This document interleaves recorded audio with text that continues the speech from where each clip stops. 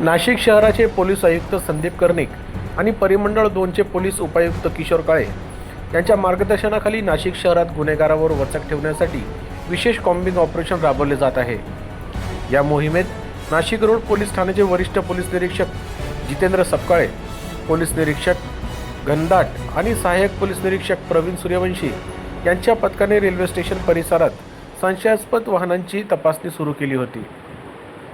या तपासणी दरम्यान छत्रपती शिवाजी महाराज पुतळा ते रेल्वे स्टेशन परिसरात नंबर प्लेट नसलेल्या काळ्या रंगाच्या हिरो पॅशन प्रो बाईकवरून एक व्यक्ती येताना दिसला। पोलिसांनी त्याला थांबून गाडीच्या कागदपत्रांची विचारपूस केली असता तो घाबरला आणि पळून जाण्याचा प्रयत्न करू लागला। मात्र पोलिसांनी शिताफीने त्याला ताब्यात घेतले। आरोपी सचिन प्रकाश कदम राहणार सिडको कॉलनी नाशिक रोड याला ताब्यात घेऊन चौकशी केली असता ही गाडी नाशिक रोड परिसरातून चोरी केल्याची कबुली आरोपीने दिली। या प्रकरणी नाशिक रोड पोलीस ठाण्यात गुन्हा दाखल करण्यात आला असून आरोपीला अटक करण्यात आली आहे। या कारवाईमुळे दुचाकी चोरांची इतरही गुन्ह्यांचा उलगडा होण्याची शक्यता पोलिसांनी वर्तवली आहे। लोकशाही क्षेत्रासाठी जाकीर शेख, नाशिक।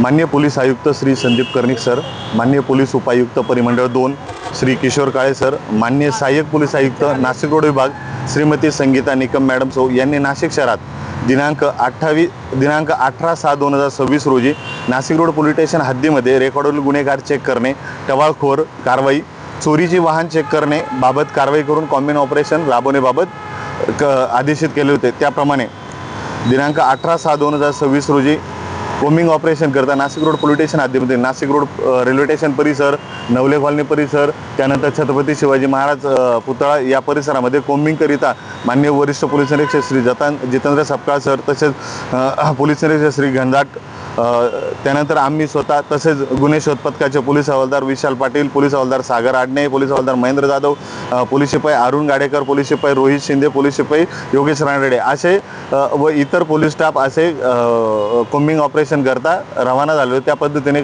कॉम्बिंग ऑपरेशन करत असताना त्या ठिकाणी वाहन चेक करत असताना एक विना नंबर प्लेट असणारी पॅशन प्रो गाडी आपल्याला दिसून आली। त्यावेळेस पथकाने तात्काळ त्यांना थांबून त्याच्याकडे अधिक विचारपूस करता तो त्याचा थरकाप होऊ लागला। त्यामुळे पोलिसांचा अधिक त्यावर संशय बळकावला। म्हणून गाडीचा अभिलेख तपासला असता तर त्या गाडीचा अभिलेख तपासल्यानंतर त्या गाडीचा क्रमांक हा MH15 BP 0542 असा क्रमांक दिसून आला। त्यावेळेस गुन्हे शोध पथकातील पोलीस अंमलदार अरुण गाडेकर यांना सदर गाडी संदर्भात पोलीस स्टेशन या ठिकाणी अभिलेख तपासण्याबाबत कळवले असता तर त्या ठिकाणी असं निष्पन्न झालं की नमूदचा जो गाडी आहे ती नाशिक रोड पोलीस स्टेशनकडील गुन्हा क्रमांक 372/26 भारतीय न्याय संहिता कलम 303(2) प्रमाणे या गुन्ह्यातील ती चोरीस गेलेली मालमत्ता आहे।